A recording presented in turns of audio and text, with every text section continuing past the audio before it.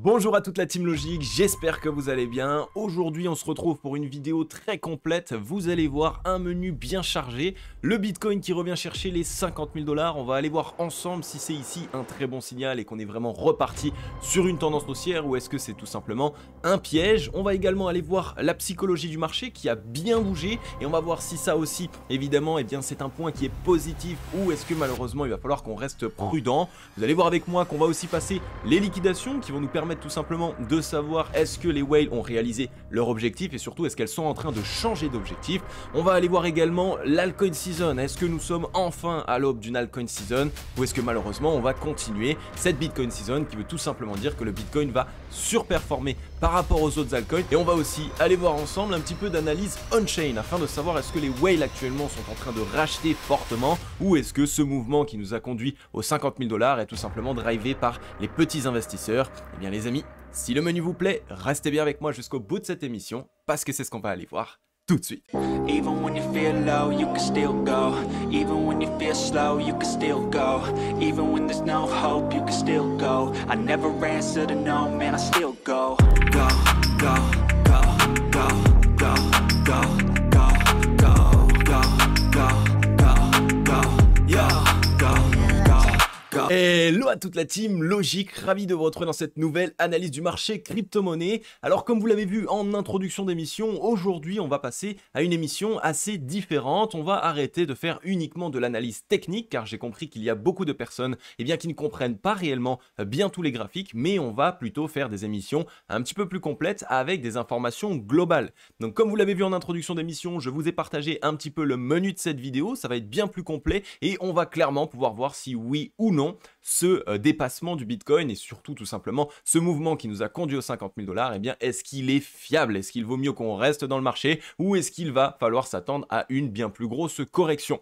Alors comme vous le savez les amis, on est aujourd'hui le mercredi 14 février 2024 et il est 2h51 chez vous à l'heure à laquelle je tourne cette émission. Alors comme vous l'avez vu, une fois de plus, j'ai changé tout simplement de destination, donc je ne suis plus en Thaïlande. N'hésitez pas pour les personnes qui sont un petit peu curieuses à essayer dans les commentaires de trouver dans quel pays est-ce que je suis actuellement. Il y a un petit cadeau à la clé, donc la personne ou la première personne qui trouvera tout simplement où est-ce que je me trouve actuellement, eh bien je lui offrirai un petit cadeau, donc n'hésitez pas à tester tout simplement dans les commentaires. On va arrêter de blablater un petit peu, on va passer aux choses sérieuses. On est ici du coup sur un petit outil que j'aime bien qui s'appelle Into the Block et qui va nous permettre de voir un petit peu une revue globale du marché crypto, mais surtout à moyen terme. Donc on y voit tout simplement une capitalisation du marché crypto-monnaie global à 1970 milliards de dollars, ce qui est extrêmement intéressant puisqu'on voit qu'on n'est pas loin d'aller tester la fameuse zone de résistance et puis zone psychologique également des 2000 milliards. Donc pour ma part, comme vous le savez, quand on est aussi proche d'une zone de résistance et d'une zone dure, eh bien je pense qu'on va aller la toucher. Donc d'ici peu, on va potentiellement pouvoir pousser un petit peu pour aller chercher les 2000 milliards de capitalisation pour le marché crypto-monnaie global. Est-ce que cela est un bon signal? Bien oui, évidemment, puisque au plus le marché se capitalise, au plus cela veut dire qu'il y a de l'argent qui rentre à l'intérieur du marché crypto. Donc on est bien actuellement en train de voir une entrée d'argent et beaucoup de liquidités qui sont en train tout simplement d'arriver sur le marché crypto-monnaie. Il va falloir évidemment que, au travers de cette émission, on regarde est-ce que c'est plutôt de l'argent frais de la part de retail, donc d'investisseurs débutants, ce qui serait pas un très bon signal, ou est-ce qu'à l'inverse c'est plutôt des whales, donc des gros portefeuilles qui sont encore en train tout simplement de se positionner massivement. Du côté de la coin dominance, eh bien quelle est actuellement la crypto-monnaie qui domine le plus le marché crypto-monnaie en termes de capitalisation? Eh bien on y voit que c'est BTC. BTC qui est ici à 48% de Bitcoin dominance, ce qui veut dire que ici sur les 1970 milliards de capitalisation, le Bitcoin représente 50% de cette somme. Donc c'est très important, c'est encore la raison évidente pour laquelle le Bitcoin drive entièrement le marché. Quand il part à la baisse, eh bien il entraîne le marché dans sa globalité avec lui et quand il part à la hausse, il entraîne également le marché avec lui. Mais vous allez voir avec moi que surtout le Bitcoin surperforme encore et toujours par rapport aux altcoins. C'est souvent ce qu'il se passe en début de cycle, et donc c'est la raison pour laquelle on peut tout simplement se dire que nous sommes encore uniquement au début du cycle et au début d'un potentiel retournement haussier. Donc c'est un signal qui est plutôt intéressant. Les cycles pour l'instant sont en train de se suivre et on fonctionne à peu près comme les bull runs précédents. Ensuite, on est suivi de 30% de Other. Other, c'est tout simplement les altcoins. Donc ça montre que ici il y a beaucoup d'investisseurs qui sont positionnés sur les altcoins bien avant des investisseurs qui se positionnent sur Ethereum. Ethereum qui ici n'a que 15% de la supply. Donc ça, c'est un signal qui pour moi est plutôt bullish, tout simplement parce que la plupart des investisseurs débutants sont en train de se positionner sur des altcoins et essayent de suivre la trend, donc la tendance que nous avons connue dans les bull runs précédents, qui était tout simplement que les altcoins se mettent à la fin à surperformer par rapport à Ethereum ou par rapport au Bitcoin. Et donc, pour ma part, je pense que actuellement Ethereum est un petit peu délaissé par les investisseurs débutants qui préfèrent se positionner sur Bitcoin pour un petit peu la sécurité et ensuite le reste de leur portefeuille beaucoup plus sur les altcoins à plus petite capitalisation. Mais la plupart oublient également que Ethereum tout simplement a ici tout simplement des fondamentaux qui sont béton. On oublie tout simplement que Ethereum a réussi à faire passer sa fameuse mise à jour et avec succès. Alors évidemment, c'est un peu malheureux pour le projet puisque c'est passé en plein bear market, donc c'est à peu près passé de manière anodine, mais n'oubliez pas les amis, n'enterrez pas Ethereum. Ethereum est toujours un des projets majeurs et un des pionniers du marché crypto-monnaie, et surtout si aujourd'hui le marché crypto-monnaie fonctionne comme il fonctionne, c'est en grande partie grâce à Ethereum, puisqu'il me semble que 92% des projets crypto-monnaies qui fonctionnent sur une blockchain utilisent tout simplement la blockchain d'Ethereum. Donc il faut bien prendre ça en compte. Je pense qu'actuellement Ethereum est sous-évalué et donc que les gros portefeuilles, eux, se positionnent, mais tout simplement que les retails sont en train un petit peu de les délaisser. On voit une petite exposition de 7% en stablecoin. C'est un signal qui nous montre quand même que la majeure partie des investisseurs actuellement sont positionnés sur le marché crypto-monnaie. Alors évidemment, ce ne sont pas les retails, car en réalité, vous allez voir avec moi et je vais vous montrer dans cette vidéo qu'il n'y a pas eu beaucoup de nouveaux investisseurs, de nouvelles arrivées. Ça, généralement, c'est des signaux plutôt de top ou alors pas loin du top quand vraiment on entend tout le monde commencer à parler du marché crypto, votre coiffeur, vos parents qui vous demandent alors comment ça se passe maintenant votre investissement sur le Bitcoin ou même vos amis, etc. etc. Donc c'est un signal qui est plutôt intéressant, le fait qu'actuellement il n'y ait pas de retail qui soit rentré et le fait qu'on voit qu'il y a encore un petit peu de stablecoin en réserve, que tout le monde n'est pas exposé à 100%. Voilà un petit peu pour les informations que je voulais vous partager. On peut voir également ici tout simplement la valeur monétaire d'argent qui est bloquée sur la finance décentralisée, donc la DeFi. Comme vous le savez, la DeFi permet tout simplement de pouvoir bloquer des crypto-monnaies en échange de rendement. On peut les bloquer soit sans avoir de limite de temps, mais on peut aussi les bloquer avec des limites de temps, c'est-à-dire 3 mois, 6 mois, 12 mois, et même ça peut être tout simplement plus en fonction du protocole sur lequel on bloque nos crypto-monnaies. Alors on voit ici quasiment 70 milliards de dollars tout simplement qui sont bloqués dans la finance décentralisée, et pourtant le secteur de la DeFi qui est toujours assez délaissé. On voit très peu de tokens qui réalisent de grosses performances, et on voit notamment par exemple Ethereum qui pour l'instant est toujours en train de sous-performer par rapport au Bitcoin. Et donc pour ma part, cette information est une information qui est extrêmement bullish pour le secteur de la finance décentralisée, puisque généralement dans les cycles, ça se passe toujours de la même manière. Étant donné qu'il y a moins de transactions qui sont réalisées, eh bien la finance décentralisée est un petit peu délaissée. La finance décentralisée, pour pouvoir tout simplement générer des frais et ensuite pouvoir payer les personnes qui bloquent tout simplement leur crypto-monnaie, eh bien ils ont besoin de transactions, ils ont besoin de volume. Et donc là, ici, eh bien on voit que la finance décentralisée est toujours délaissé, mais pourtant il y a encore énormément d'argent qui est resté et qui reste bloqué dans tout simplement ces protocoles, ce qui est pour moi extrêmement pertinent. Donc pareil, je regarde un maximum du côté de la finance décentralisée, et je pense que c'est un secteur qui est toujours porteur et surtout qui est très sous-évalué. Donc de mon côté, je continue de renflouer un petit peu mon bag tout simplement avec des projets de finance décentralisée. Alors on va pouvoir passer maintenant un petit peu tout simplement à la psychologie du marché.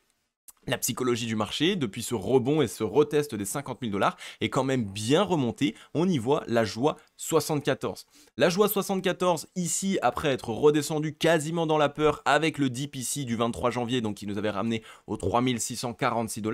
Pour moi c'est un signal qui une fois de plus est assez intéressant puisque ça montre que ici on a eu un point de capitulation assez important, on était quasiment de retour dans la peur et que directement derrière on a trouvé un rebond.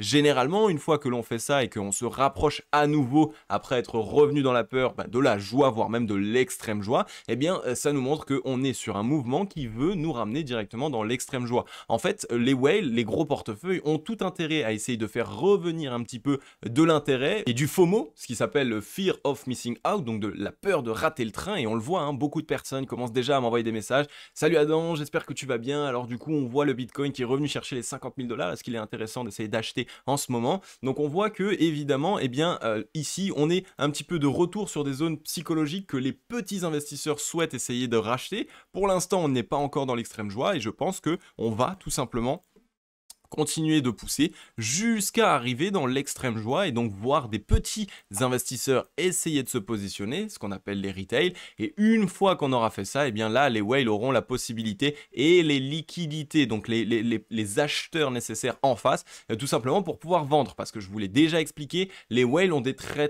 grosses positions et donc quand elles souhaitent essayer de vendre des positions, il faut que de l'autre côté, elles trouvent des acheteurs. Donc quand on vend une position, il faut un acheteur de l'autre côté. Sinon, malheureusement, la position ne peut pas être vendue. Et donc, pour que des gros portefeuilles puissent sortir, il faut faire venir des grosses liquidités. D'accord? Actuellement, ça n'est pas encore le cas. Donc, même si les gros portefeuilles souhaitaient essayer de sortir du marché, elles ne pourraient pas le faire de manière importante, tout simplement parce qu'il n'y a pas encore assez d'acheteurs en face. Et donc, c'est ce qui nous amène à penser qu'on pourrait voir un Bitcoin continuer son mouvement haussier afin d'aller chercher des zones un petit peu plus intéressantes et surtout des zones qui pourraient faire venir plus de retail, plus de nouveaux investisseurs, plus d'argent frais. Et quand l'argent frais arrive, c'est à ce moment-là que les gros portefeuilles peuvent enfin commencer à prendre des profits et surtout à se délester de certaines position. Ensuite, donc ça, c'est tout simplement pour la partie, on va dire, théorique. Regardons un petit peu de manière pratique. On voit le Bitcoin qui est revenu tout simplement chercher les 50 000 $. On y voit ici une structure assez intéressante puisqu'on a eu ici un double bottom de reprise. Donc là, boum, double bottom et on est bien revenu casser la borne haute du range dans lequel nous étions qui était ici aux 44 500 $. Donc la cassure haussière a bien été validée avec une structure de retournement haussier à court terme évidemment puisque nous sommes en 4 heures, donc ça c'est un très bon signal, ça montre qu'on est bien reparti de manière saine et en plus de ça on est revenu chasser le top précédent, donc on est venu faire un nouveau plus haut, donc on fait des bottoms de plus en plus haut, donc ici là tac tac et on fait des tops de plus en plus haut, donc on est bien de nouveau de retour dans une dynamique et dans une tendance qui est haussière à court terme et ça c'est un très bon signal. Donc on garde bien tout ça en tête, cette reprise du Bitcoin pour l'instant est saine, même si vous voyez un retracement revenir jusqu'aux 43 461 $, ça ne sera pas quelque chose de bearish, ça restera bullish tout simplement parce qu'on continuera de faire des bottoms de plus en plus haut et tout ce qu'il nous faudra faire c'est évidemment aller chercher un nouveau top plus haut. Donc si on a la chance de voir le Bitcoin revenir chercher les 43 700 $ ici, voire les 44 500 $, à ce moment-là, on aura ici une belle opportunité pour essayer d'entrer tant qu'on ne revient pas tout simplement sous le bottom précédent qui était les 41 865 $. Et comme vous le savez, quand on met en place un double bottom, eh bien le cours peut avoir la nécessité de retester la ligne de coût. Donc les 43 600 $ ici, ce qui veut dire, comme je vous l'ai dit, que si on vient retracer, revenir dans cette zone, ce serait une très belle opportunité d'achat tant qu'on ne vient pas chasser le bottom précédent. Voilà un petit peu à court terme. Maintenant, on va pouvoir aller passer un petit peu les liquidations. Vous le savez, j'aime beaucoup passer les liquidations afin de voir si les whales ont déjà atteint leur objectif et surtout quel est l'objectif des whales. En fonction des liquidations, on peut voir cela. Alors comme vous le voyez ici, dans le passé, on était venu défoncer les longues. Donc tout ce qui s'est passé début janvier, du 10 janvier jusqu'à ici approximativement le 1er février, quasiment pendant un mois, on a complètement défoncé les longues et on est allé liquider énormément de positions longues. On parle en plusieurs milliards. Donc c'était 1 milliard 300 millions environ de dollars de positions longues liquidées. Donc ça c'est un très bon signal et souvent ça montre que tout simplement l'objectif de liquidation longue a été atteinte. C'est la raison pour laquelle maintenant, les whales peuvent commencer à changer leur objectif et essayer d'aller liquider les shorts. Personnellement, je pense que nous sommes actuellement en train de rentrer potentiellement dans une consolidation. Soit le Bitcoin va faire un dernier mouvement aussi excessif et ensuite rentrer en consolidation, soit on va rentrer tout de suite en consolidation. Pourquoi? Eh bien parce que normalement, je vous l'ai déjà expliqué, quand on se met à consolider, ça nous permet tout simplement de tester la demande. Tester la demande, ça permet au whale de savoir est-ce que ce sont plutôt les acheteurs ou les vendeurs qui se positionnent. Donc ça, je vais vous le réexpliquer, je vous avais déjà montré. Quand on est ici dans un range, et que le cours de l'actif évolue, donc là ici on va à la borne haute, on va à la borne basse, on va à la borne haute, etc. Donc là ici, quand on a un actif qui évolue, qu'est-ce qu'il se passe? Eh bien on va avoir des acheteurs et des vendeurs. Évidemment, là je vous parle en levier, les acheteurs ici, eh bien ils vont avoir un stop loss, un prix de liquidation de leur position sous le range, donc sous tout simplement leur ouverture de position. Et à l'inverse, les vendeurs vont eux additionner des liquidités au-dessus du range. Tout simplement parce que quand on achète un long, eh bien, on a un prix de liquidation quand on ouvre un levier qui se trouve en dessous de l'ouverture de position. Et quand on vend, tout simplement, donc quand on short, on va avoir un prix de liquidation qui se trouve au-dessus. Et donc, quand on teste la demande, eh bien, en fait, les whales font tout simplement consolider le prix et elles veulent voir quelle est l'équipe qui va tout simplement avoir le plus de liquidité. Est-ce qu'il va y avoir plus de liquidité ici du côté des longues? Et donc ça voudrait dire qu'il y a eu beaucoup plus de personnes qui se sont positionnées en longue dans ce range, ou est-ce que à l'inverse ce sont plutôt les shorts qui eux ont beaucoup plus de liquidité, et donc à ce moment-là ça voudra dire qu'il y a eu plus de shorts qui se sont positionnés, et en fonction de ça les whales vont aller récupérer les liquidités. Donc s'il y a plus d'argent du côté des longues, alors on a de grandes probabilités que le prix revienne chasser sous le range, et à l'inverse s'il y a plus de liquidité ici du côté des shorts, alors à ce moment-là, on a de fortes probabilités que les whales aillent récupérer les liquidités au-dessus. Ok? Donc voilà, tout simplement, je voulais vous expliquer ça. C'est très très important pour que vous puissiez comprendre ce qu'on appelle l'action price. L'action price, c'est l'action du prix. C'est comment est-ce que le prix évolue, mais surtout, pourquoi est-ce que le prix peut aller plus haut ou pourquoi est-ce qu'il pourrait plutôt aller plus bas. D'accord? Donc une fois que vous comprenez ça, eh bien, on peut tout simplement checker les liquidations. On voit que ici, depuis février, on est plutôt en train d'essayer de s'attaquer un petit peu au short. On a ici liquidé 66 millions le 7 février. On a eu un petit pic de 60 millions ici le 11 février, c'est des tout petits pics, hein. Ce n'est rien encore de vraiment très important. Et là, on est allé chercher le 12 février 114 millions de dollars de position short liquidée. Mais comme vous le savez, je vous ai déjà expliqué, un pic de liquidation, donc une zone stratégique que les whales cherchent, c'est au-delà de 350 millions de dollars de positions qui ont été liquidées. Donc pour l'instant, ce n'est pas du tout le cas. 114 millions, c'est encore très faible. Donc on est allé chercher un premier petit pic de liquidation short, mais on n'est pas allé chercher un très très gros pic de liquidation short, ce qui montre qu'on a encore beaucoup de liquidités à pouvoir aller chercher au-dessus. Ou alors, ça pourrait également nous montrer qu'il n'y a pas plus de liquidité short au-dessus du prix. Mais ça, c'est assez rare, tout simplement parce que si le Bitcoin est parti plus haut, et donc il est allé chasser le top précédent, c'est la majeure partie du temps que les whales ont pu tester la demande et se sont assurés qu'il y avait plus de liquidité à aller chercher chez les shorts plutôt que chez les longues. Donc là, on voit que une fois qu'on est allé chercher ce petit pic, on est allé faire tout simplement un petit retracement afin de punir les derniers arrivants qui ont voulu ouvrir trop de leviers. Donc le 13 février, c'est-à-dire hier, on est venu chercher un petit pic de liquidation longue de 79 millions. Donc on voit quand même qu'il peut y avoir tout simplement tout au long de cette montée des petits dips assez puissants qui peuvent faire un petit peu mal, tout simplement pour défoncer les nouveaux arrivants et pour essayer de sortir un maximum les investisseurs qui ont ouvert du levier. D'accord? Donc pour l'instant, on a un bon signal qui nous montre qu'on n'est pas allé chercher le pic de liquidation short, donc on peut continuer à aller chercher plus haut, mais on a aussi un signal qu'il y a pas mal de personnes qui commencent à se positionner de manière un petit peu en FOMO, c'est-à-dire qu'ils ont peur de rater le train et donc ils rentrent avec du levier et sur des zones qui sont très hautes. Donc on n'est pas à l'abri tout simplement de continuellement, donc continuer de pousser. Donc je vais vous montrer un petit peu qu'est-ce qu'on pourrait faire, hein, tout simplement. Donc ici, en gros, le prix ici peut continuer de pousser, mais entre chaque départ haussier, faire un petit dip. Donc là, boum, on dip et on repart. On dip et on repart. Comme ça, ici, à chaque fois, ça nous permet tout simplement de sortir toutes les personnes qui sont rentrées à levier tardivement. D'accord? Donc attention, tout au long de la montée, c'est toujours comme ça que ça se passe. Lors des bull runs et lors des marchés haussiers, on fait des dips ici qui font peur et qui font assez mal rapidement, hein. On peut parler ici de dips généralement d'une dizaine de pourcents. Donc là, c'est pas la flèche que je voulais, c'était ma petite règle. Donc là, on peut parler ici par exemple de 8 à 10% pour sortir les effets de levier. D'accord? Donc ça, si jamais vous ne l'avez pas compris, compris, vous ne comprenez pas un petit peu ce principe d'effet de levier et de pourquoi est-ce qu'il y a la nécessité de vider un petit peu le train, dites-le moi dans les commentaires et ça me permettra tout simplement de savoir eh bien, quelles informations est-ce que vous voulez que j'appuie dans les futures émissions. Donc voilà, du côté des liquidations, eh bien, on voit clairement que l'objectif est en train de changer, il est plutôt en train de vouloir aller chercher des liquidités short,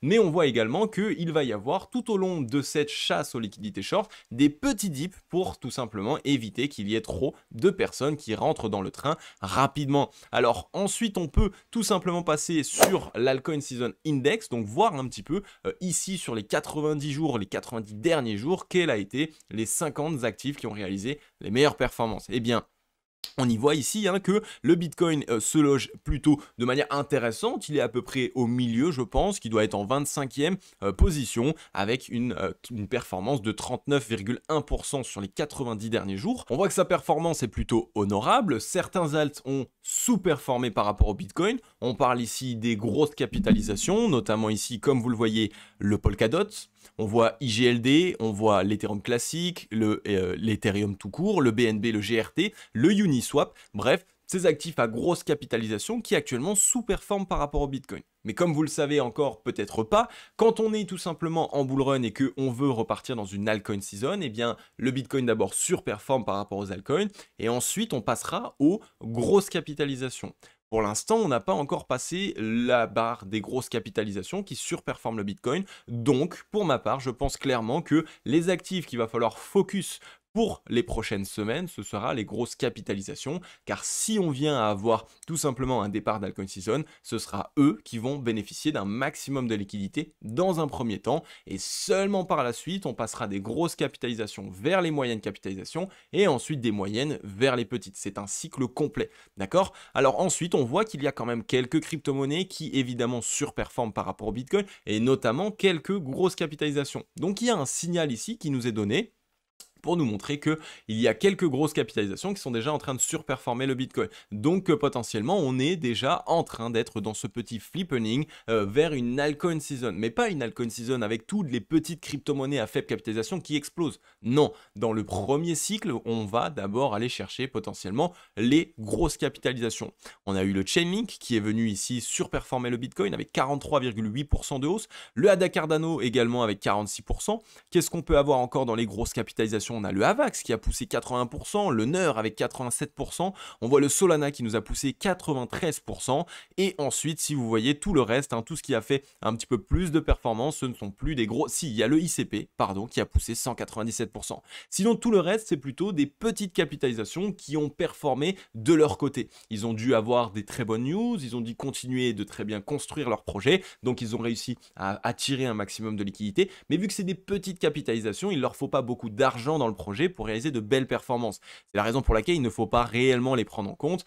Les projets qu'il faut prendre en compte en ce moment, ce serait plutôt les grosses capitalisations, et celles qui ont surperformé par rapport au Bitcoin peuvent vraiment être les projets qui vont réaliser de très grosses performances lors du bull run. Malheureusement pour la plupart, évidemment, il y en a où vous avez déjà raté une bonne partie du train, mais n'oubliez pas que, comme je vous l'ai dit, il y a pas mal de projets en grosse capitalisation qui ont sous-performé. Donc on a le Polkadot, comme je vous l'ai dit, IGLD, Ethereum classique, on a Ethereum, BNB, GRT également, le Uniswap. On peut parler du Bitcoin Cash, on a le Atom Cosmos également qui n'a pas énormément performé sur ces 3 derniers mois. On a le Matic, le Litecoin et ensuite en grosse capitalisation, je crois que c'est tout. Peut-être qu'il y a le XMR, mais je ne suis pas sûr que le XMR soit encore une grosse capitalisation au jour d'aujourd'hui. Donc là, je viens de vous donner un petit peu la liste des potentiels projets que moi-même je surveille pour essayer de renflouer, tout simplement parce que ce sont des projets qui n'ont pas encore réalisé de grosses performances et donc ce sont des projets qui sont potentiellement à l'aube en fait des performances des autres projets à grosse capitalisation qui eux ont surperformé par rapport au Bitcoin. Ok, donc gardez bien ça en tête. La plupart du temps, quand un train est déjà parti, n'essayez pas de rentrer dedans parce que quand un train est déjà parti, un autre train est en train de se préparer. Gardez bien d'ailleurs cette petite phrase mémotechnique, certainement qu'elle va vous aider énormément. Moi, je sais qu'elle m'a beaucoup aidé pour éviter de FOMO sur des projets qui sont déjà partis et pour tout de suite me focus sur des autres projets qui, eux, ne sont pas encore partis. Donc voilà un petit peu pour ça, on va pouvoir passer maintenant en daily, un petit peu d'analyse technique. Juste avant les amis, je tiens à vous préciser que vous pouvez rejoindre totalement gratuitement le groupe Telegram de la Team Logic. C'est un groupe dans lequel il y a aujourd'hui plus de 1000 personnes qui sont présentes et surtout moi-même qui y suis présent et qui discute avec vous. Comme je vous le dis au quotidien, le groupe Telegram, c'est vraiment aujourd'hui le réseau social sur lequel je suis le plus présent parce que c'est celui qui me prend le moins de temps et sur lequel je peux vraiment le plus me focus et être à vos côtés. Je discute avec vous, je vous partage des messages vocaux et surtout je vous partage des analyses techniques. Donc n'hésitez pas à nous rejoindre. J'ai déjà partagé hier ou avant-hier l'analyse technique d'un altcoin qui pourrait réaliser x3 dans les 2 à 3 mois qui arrivent et je partage aujourd'hui même le deuxième altcoin qui peut réaliser x3 selon mon analyse. Donc n'hésitez pas, si vous souhaitez pouvoir voir quels sont ces deux altcoins, eh bien rejoignez-nous. Le lien est en description, il est également en commentaire épinglé et comme je vous l'ai dit, c'est totalement gratuit et surtout vous allez avoir un maximum de contenu. Et si vous avez des questions par rapport au bull run, par rapport à un certain actif ou par rapport à une analyse que vous avez réalisée, vous allez pouvoir les poser et obtenir des réponses très rapidement. On passe tout simplement, comme je vous l'ai dit, sur le Bitcoin en daily, un tout petit peu d'analyse technique pour voir qu'est-ce qu'il s'est passé. Très très bon signal. Le premier très bon signal, ça a été tout simplement de repasser dans cette zone. Donc je vais vous montrer ici. Donc vous voyez ici en violet, donc là je vais juste vous le déplacer pour que vous voyez. Donc ça là, eh bien c'est ce qu'on appelle un retracement de Fibonacci. Et donc ici, quand on a eu un mouvement baissier, on ne voulait surtout pas s'échouer dans cette zone. Donc là, le rectangle que je vous ai mis en rouge, je vais peut-être vous le mettre en une autre couleur pour qu'il se distingue un petit peu plus. On va se le mettre en jaune. Donc ici, ce rectangle en jaune, il représente ce qu'on appelle la zone de rechargement vendeuse. C'est ici entre les 0,618 et les 0,786. Et donc ce qu'on ne voulait surtout pas voir, ça aurait été un retour dans cette zone et puis un retournement baissier. Là, ça aurait été extrêmement mauvais et ça aurait été un signal de baisse très fort. Donc ici on aurait eu tout simplement le signal que les vendeurs ont réussi à défendre leur zone de rechargement et donc quand ça se passe de cette manière, la plupart du temps ça montre que les vendeurs détiennent le momentum, donc la force dans le mouvement et donc que c'est eux qui dominent le marché.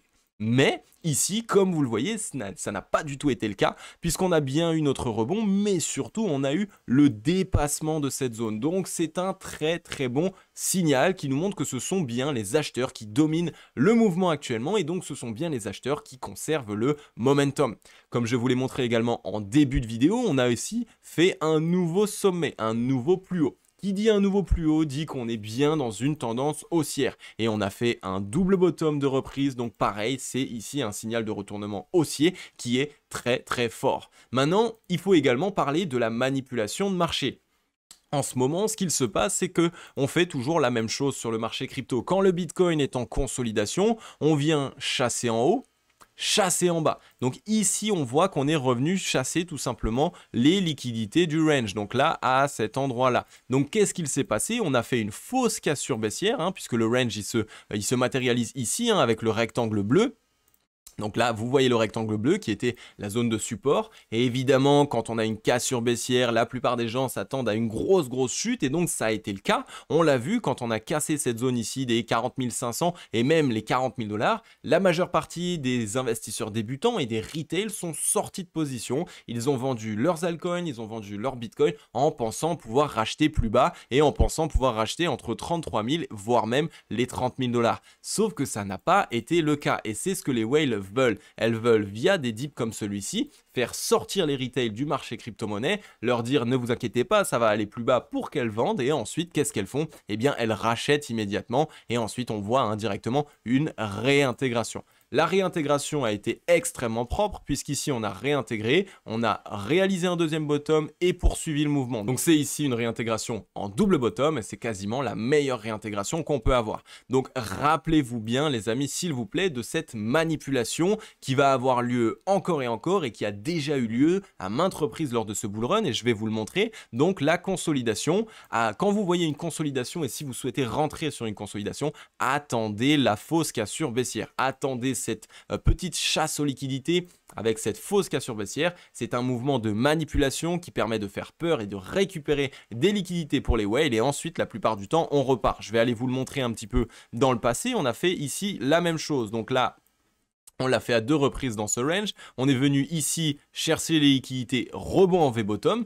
pareil, ici, hein, vous voyez, donc on est bien revenu ici faire exactement la même chose. On a fait une fausse cassure du range, réintégration. Ici, la même chose également. On est venu faire une fausse cassure du range, réintégration. Et regardez ce qu'il s'est passé par la suite. Eh bien, quand on a fait ici cette fausse cassure du range, réintégration, mais surtout le double bottom, là vous voyez, hein, on a bien fait des double bottom, eh bien ça a été la possibilité pour nous d'avoir une poursuite du mouvement haussier. Ok, donc on est quasiment dans la même disposition, hein, je vous l'ai montré ici, on a eu ici cette reprise en W, on est bien ici en train de poursuivre le mouvement. Ok, ensuite je vais aller vous le montrer, hein, parce que vous allez voir qu'on l'a eu vraiment à maintes reprises. Là également, la même chose, en soi on était en train de consolider dans notre range, donc approximativement dans ces zones-là. Donc on consolide, manipulation de marché, on est venu chercher plus bas, réintégration en V-bottom et ça nous permet d'avoir la poursuite du mouvement. Et surtout, ben, vous voyez, hein, ici on a eu du très gros volume acheteur qui est rentré dans ce dip. Et ça évidemment, bon bah ça c'est différent encore, c'était le bottom ultime, c'est vraiment le bottom qui nous a permis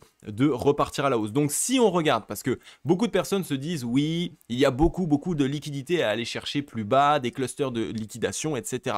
On a eu ici un gros point d'entrée. On va dire qu'on en a eu ici un deuxième, même si évidemment il n'y avait aucun investisseur débutant qui a osé quasiment acheter les 17 000 ici. Ensuite, on en a eu à la limite un troisième, mais on ne peut pas passer celui-ci puisqu'on est revenu le liquider avec cette zone-là. Donc clairement, ici, on a le troisième à ce niveau-là. Et il est vrai que pour moi, on a eu ici notre quatrième à ce niveau-là. Donc techniquement, là où on parle de beaucoup de liquidités à aller chercher, eh ben, en réalité pas tant que ça, parce qu'on n'a pas eu beaucoup de bottom. On en a eu un ici. J'ai envie de vous dire qu'après une grosse correction comme ça, donc là ici on a pris 20% de correction, très peu d'investisseurs débutants ont pu rentrer sur ce V-bottom et en plus c'est reparti bien trop vite. Ici également, donc là ce qui s'est passé, on est revenu chercher les liquidités, on parle ici pareil hein, d'une correction de 21%, donc tout le monde avait peur à ce moment-là et boum on est reparti très vite. Donc là à ce moment-là également. Et ensuite là on a fait la même chose, levé bottom et on est déjà de retour aux 50 000 $. Donc vous voyez qu'en réalité il n'y a pas eu beaucoup de bottom qui ont pu être rachetés. Donc là le Bitcoin est clairement dans un mouvement haussier et ne cherche surtout pas à avoir des zones d'accumulation pour les investisseurs retail. Donc on offre très peu de possibilités d'entrer sur le marché et ça c'est un signal qui est extrêmement bullish puisque quand on offre très peu de points d'entrée, ça montre tout simplement que le marché est en train d'être drivé par les gros portefeuilles, mais que les petits portefeuilles, eux, n'ont pas encore eu la possibilité de pouvoir rentrer. Donc c'est un très bon signal et pour moi, on est du coup ici bien dans ce quatrième bottom entre guillemets qui est ici encore une fois un V-bottom qui a été très difficile à pouvoir capturer pour les investisseurs débutants puisqu'ils ont eu peur, hein. On rappelle que ici depuis le plus haut ça a été pareil une correction de 20 à 21%. Donc rappelez-vous de ça, ici on fait quasiment tout le temps la même chose, c'est-à-dire qu'on vient faire une correction de 20 à 21%, ce qui permet de liquider tous les effets de levier jusqu'à x5, donc les x5, x10, x20, x50, x100, tout ça ça a été liquidé et une fois qu'on a fait ces 20-21% de correction, boum, on réintègre en V-bottom, suite tout simplement à ici une fausse cassure baissière. Donc vraiment les amis, rappelez-vous de ça, les fausses manipulations tout simplement quand on vient casser le range après 20-22% de correction, la majeure partie du temps, surtout quand on voit beaucoup d'investisseurs vendre et dire qu'ils ont peur, eh bien c'est tout simplement un signal qui est bullish. Et maintenant, tout ce que je voulais vous montrer les amis, c'est que, eh bien, pour ma part, on va revenir dans cette zone de rechargement vendeuse cette fois-ci, mais celle-ci, c'est la zone de rechargement vendeuse bien plus long terme. On est déjà quasiment un petit peu dedans et elle peut nous ramener jusqu'aux 56 000 $. On est revenu chercher un petit cluster de liquidation ici, donc là, hein, on voit qu'on avait des liquidités, mais on voit que comme je vous l'ai montré les liquidations, on n'a pas liquidé énormément de liquidités, donc tout simplement qu'il peut y avoir des liquidités encore aux 52 000, voire même potentiellement la majeure partie des liquidités des shorts se trouve potentiellement à l'ATH. C'est la raison pour laquelle je vous pense qu'on va ici, dans un premier temps déjà, sur le Bitcoin, revenir chercher les 56 000 $. Et si les 56 000 $ ne liquident pas assez de shorts, alors il y a la possibilité que très rapidement, le Bitcoin revienne chercher l'ATH, tout simplement juste les liquidités de l'ATH. Et pourquoi est-ce qu'on pourrait réaliser ça? Eh bien, tout simplement parce que comme je vous l'ai expliqué, on a ici un marché crypto qui est en train de se relancer. On a eu très peu de dip, mais surtout, on a eu très peu de médias. Les médias ne sont pas encore emparés du Bitcoin, n'ont pas encore parlé de ce dépassement des 50 000 $, n'ont pas encore cherché en fait à attirer des nouveaux investisseurs. Et ça, qu'est-ce que ça nous montre? Et ça nous l'a déjà montré dans tous les cycles précédents. Eh bien, ça nous montre tout simplement que actuellement, les whales sont en train, elles, d'accumuler un maximum et de continuer de faire pousser le prix à la hausse, mais que les petits investisseurs, eux, ne sont même pas encore arrivés. Donc si les petits investisseurs ne sont pas encore arrivés, c'est qu'on n'est pas encore proche du top de marché, du top local, c'est-à-dire de la première correction. Évidemment, après ce mouvement-là, on pourra par la suite potentiellement avoir une correction plus importante de l'ordre de 30, 40, 50%, comme on a déjà pu le connaître un petit peu dans le passé. Mais pour l'instant, ce n'est pas le cas. Et comme je vous l'ai expliqué, si les whales voulaient vendre, c'est-à-dire si elles voulaient faire chuter le prix, il faudrait qu'elles puissent tout simplement avoir des liquidités, donc des acheteurs en face. Donc quand elles veulent vendre, il faut ici qu'il y ait des acheteurs en face. Actuellement, il n'y a pas d'acheteurs en face. Donc tout ce qui se passe, donc cet énorme mouvement, cette reprise haussière du Bitcoin que nous sommes en train de connaître, c'est une reprise haussière qui est extrêmement saine, parce qu'elle est réalisée quasiment uniquement par les gros portefeuilles, donc les whales, ainsi évidemment que les mineurs, puisque eux aussi sont des whales, et quelques-uns des investisseurs qui ont connu les anciens bull run et donc qui ont réussi malgré tout à se positionner, malgré la peur, malgré l'économie qui va mal, malgré toutes ces choses qui ne vont pas bien. Donc comme vous le voyez actuellement, au travers de cette vidéo, je vous ai montré que il y a une vraie pertinence sur ce mouvement haussier sur le Bitcoin, et surtout que pour moi, ce mouvement n'est absolument pas terminé. Donc gardez bien ça en tête pour les personnes qui sont en position, ne faites pas l'erreur de sortir bêtement, mais surtout vous voyez ici de manière globale que le marché est plutôt sain et surtout que on pourrait continuer de pousser à la hausse et d'ici peu peut-être rentrer dans une altcoin season et surtout vraiment avoir une surperformance de la part des grosses capitalisations. Ok les amis, j'en ai terminé avec cette émission. Comme d'habitude, j'espère qu'elle vous aura plu un maximum. Si c'est le cas les amis, n'hésitez pas à laisser votre meilleur like ainsi que votre meilleur commentaire. Comme vous l'avez vu, c'est une émission un petit peu différente de d'habitude, avec un petit peu moins d'analyse technique, mais beaucoup plus de réflexion, et on cherche beaucoup plus à comprendre qu'est-ce qu'il se passe sur le marché en ce moment. Pour ma part, j'ai vraiment envie de beaucoup plus me focus sur ce type d'émission-là. Je pense qu'elle vous apporte beaucoup plus de valeur, mais surtout que ce sera un petit peu moins des émissions dites poubelles, puisque vous le savez, mes analyses techniques étaient extrêmement pertinentes, et franchement, elles le sont toujours, mais évidemment, une semaine après, 2 semaines après cette analyse technique, eh bien, le marché a bougé, donc on va dire qu'il n'y avait plus beaucoup d'intérêt à revenir revoir cette vidéo. Alors que là, on est sur une vidéo beaucoup plus complète qui va vous montrer vraiment de manière plus intéressante une vraie compréhension de comment fonctionne le bull run et surtout de à où est-ce qu'on en est sur le marché crypto-monnaie à moyen et long terme.